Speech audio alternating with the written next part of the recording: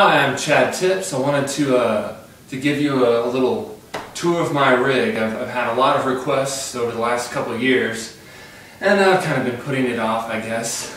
Just people asking me, how did you get this tone for this song? What pedals do you use? How do you get kind of lead tones and stuff like that? I get asked that a lot, so I wanted to kind of give you a tour of my rig and talk about some of the pedals I used to use and some of the pedals I'm using now. So this pedal board, as you can see, is pretty big. I've never really packed it out. There's a violin bow. Some of the staples of my board have been my Boss compression, which I've gone through a couple of these. I've modded them out.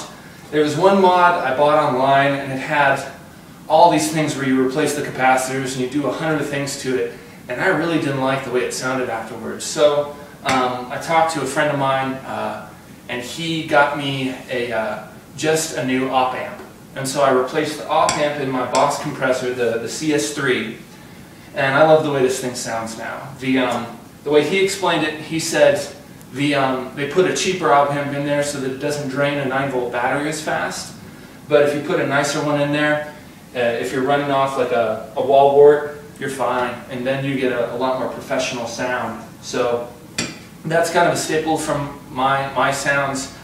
I use compression whenever I'm using slide. A lot of my stuff I've done slide on, and so overcome, all that kind of thing. Compression really takes me there. I don't use a huge ratio or a lot of attack. I normally boost the tone. I take it up towards the highs a bit, and then I'm always using it to boost the level just a bit. The other thing that I used for years was a treble booster that a friend built me, and I got really dependent on this thing. This treble booster right here, it's a boost or a treble booster or like a scoop boost. This guy I used for the first couple albums I was on, and it was a great sound, but I found that I was cranking it all the way to get some grit out of it, and I felt like I was just misusing it. So what I did is I brightened up my sound with the amp and ended up not using this much, and then it broke and I haven't had it fixed yet. So when I get that fixed, I'll probably start using it again. Then for years I've used the Voodoo Labs Sparkle Drive, which is like a TS9, TS808 kind of sound circuit thing, but it has a knob on it that lets you mix in like the clean sound, your dry sound, so it has like a dry through. I'm not using that a lot right now. I've used this just to get a little bit of grit, just to make the sound friendly. Just bring it out of being clean into more of like a rock sound. Most of the time I'm keeping the level way down. And then the tone, just normal. Volume pedal, Peterson tuner, love the Peterson tuner. I don't have any trouble seeing the display in whatever light. I did an outdoor gig in the summer, and it was like 90-something outside, and the Peterson, it didn't fry for good, but it definitely blinked out on me for a couple days. It wouldn't turn on for a couple days after it was out in the sun for a couple hours. So Petersons can get heat stroke, but awesome tuner. I love this tuner. Then I borrowed this pedal from my wife. It's a Diamond J Drive MK3, and it's got two deals on it, two separate circuits. It's an overdrive circuit and a boost circuit, independent boost circuit. The boost is colored and maybe even compressed. It's got its own deal, but I love it. This boost is cool. And the drive, it's a more modern overdrive.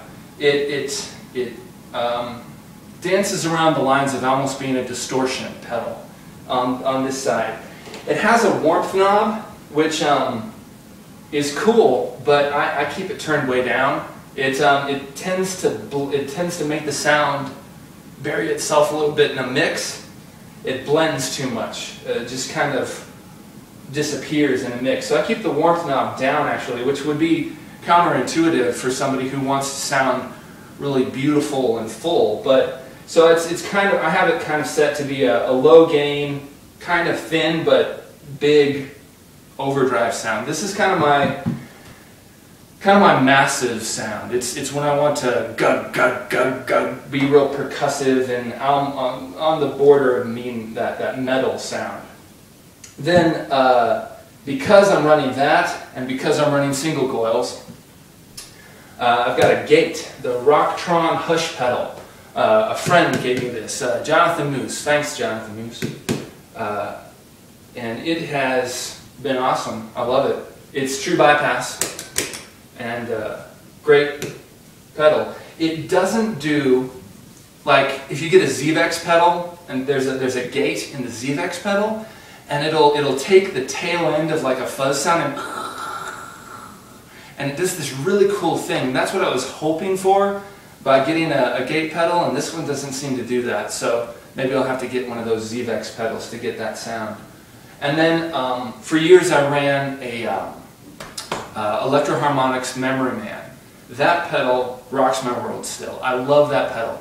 I kind of go through them. I'm never sure if I break them or if I just get tired of some of the little flukes you have to deal with that pedal. I found that when I took that off my board, my sound cleaned up. So many problems went away, and I didn't have to have a dedicated wall wart just for that pedal. So I'm not running it right now, but I'll probably get one again. I'll feel guilty and run back to that pedal because there's nothing like the original Memory Man. All the other ones, the Memory Boy and the digital ones with Hazarai, what is that? All that stuff, I'm not into it. They fall very short of the original. So if you have, what, 350 bucks, the original Memory Man, nothing like it. The vibrato setting is what makes it magical.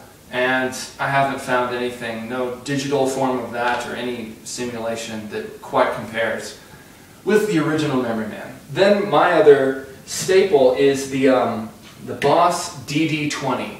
And I love this guy. Great for worship because you can program in the BPM before the song even starts. I'm pretty meticulous about the BPM. I love having my delays exact. They're just right, perfect for the song before the song starts.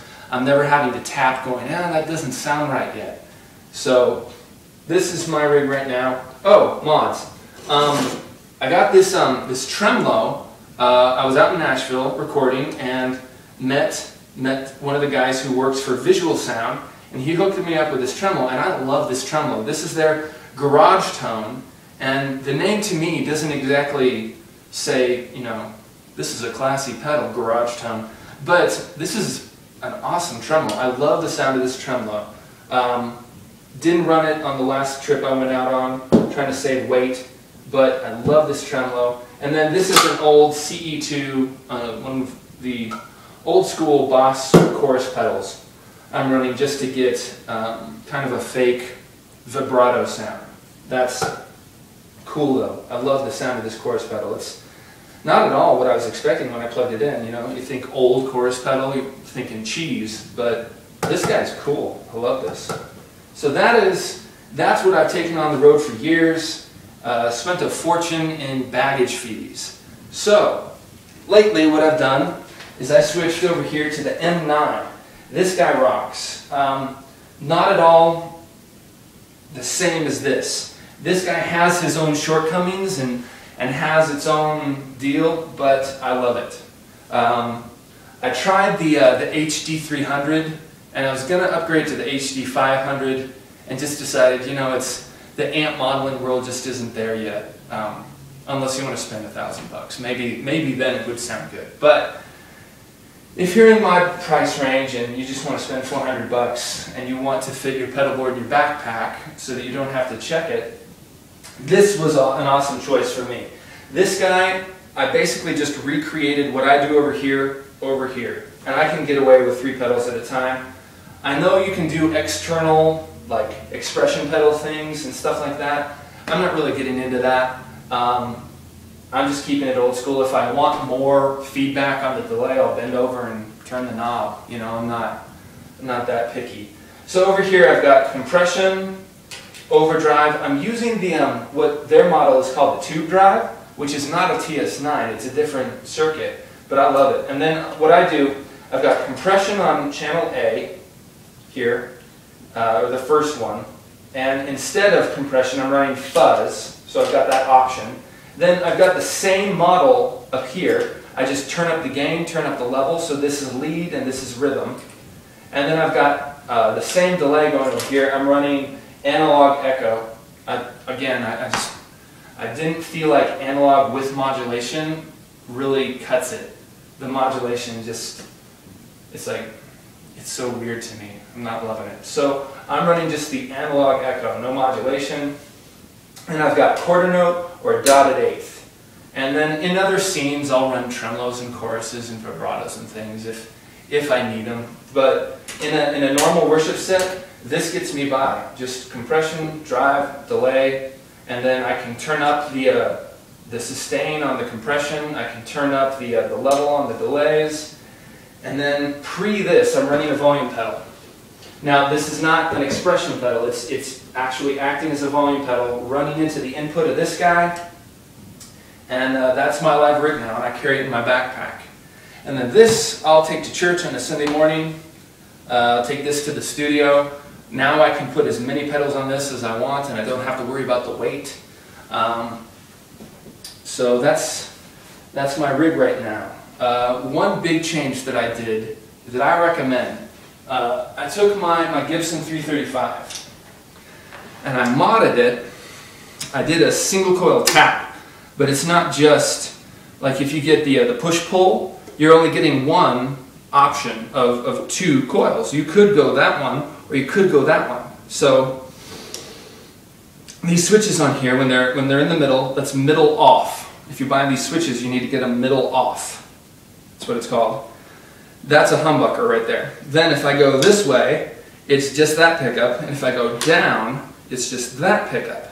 So now, what I can do is I can humbuck this one with that one, and vice versa. So I can get like two different Telecaster-esque sounds without having to have a 60 cycle hum. So that's been a really fun thing to have on the road. This is my road guitar. So now I have single coil and humbucker sounds in one guitar. It's really nice for the road. So that's my rig right now, and I have a lot of fun. So hope that helps. Hope that gives you folks some ideas of how to get good worship sounds. All right. Be blessed. Bye.